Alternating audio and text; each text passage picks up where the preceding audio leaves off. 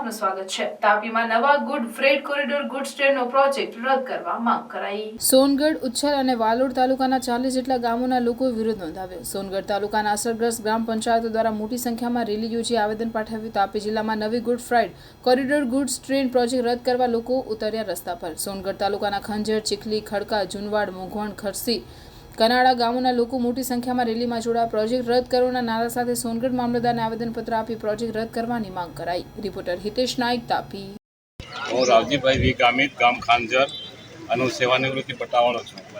અમારા ગામમાંથી અમારા આદિવાસી ભાઈ બહેનોના કંઈક આ સરકારશ્રીના નવા અભિગમ વિકાસ ખાતે જે રેલવે કાઢી રહ્યા છે કે ઘણા ગરીબ આદિવાસીઓના જે જમીન જઈ રહ્યા છે એના વિરોધમાં અને એ જાણ કરવા માટે કે અમારી સહાયતા મળે, અમને કોઈક લેવા માટે આગળ પહેલાં આ પ્રોજેક્ટ શરૂ કરવા પહેલાં કોઈ જાણ સરકારશ્રીએ કરીને એકાએક જ આજે ઉપલબ્ધ કરીને 2024માં એની શરૂઆત કરીને આ જે પ્રોજેક્ટ નાખ્યો છે શરૂઆત કરવામાં આવી રહ્યો છે ત્યારે અમને ખબર પડી કે અમારા એક નાના આદિવાસીઓમાંથી આ જમીનનો પ્રોજેક્ટ શરૂ થયો છે એનાથી ઘણાને નુકસાન થાય, જીવન નિર્વાહ માટે કોઈ જગા નથી એવા આદિવાસી ભાઈ બહેનોમાંથી આજે દુઃખી થઈ રહ્યા છે। ત્યારે એનું વાચ આપવા માટે આજે અમે મામલતદાર કચેરીમાં આવેદનપત્રના રૂપમાં સરકારશ્રીને જાણ કરવા માટે અત્રે અમે ભેગા થયા છે। હું દિલીપ ગામિત, ગામ ડોસવાડા, સેવાનિવૃત્ત અધિકારી છું।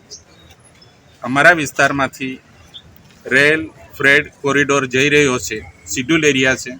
સુપ્રીમ કોર્ટ પણ કહે છે કે સરકાર પણ શિડ્યુલ એરિયામાં એક વ્યક્તિ છે અને એને અડધો ઇંચ જમીન લેવાનો પણ અધિકાર નથી, તો સરકાર સુપ્રીમ કોર્ટને પણ ધોઈ પીએ છે।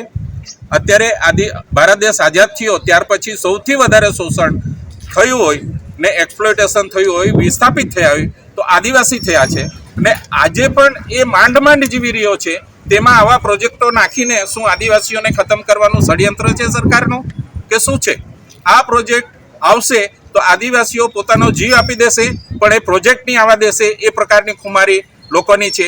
આ ફક્ત 8 ગામોની સમસ્યા નથી, આખા ભારત દેશના આદિવાસીઓની સમસ્યા છે ને બધા ભારત દેશના આદિવાસીઓ છે એમને સરકાર કોર્નર કરીને આદિવાસીઓની સંપત્તિ હડપવાનું ષડયંત્ર કરી રહી છે, એની સામે અમારો વિરોધ છે। આ કોરિડોર તો અમે નહીં થવા દઈએ એમ।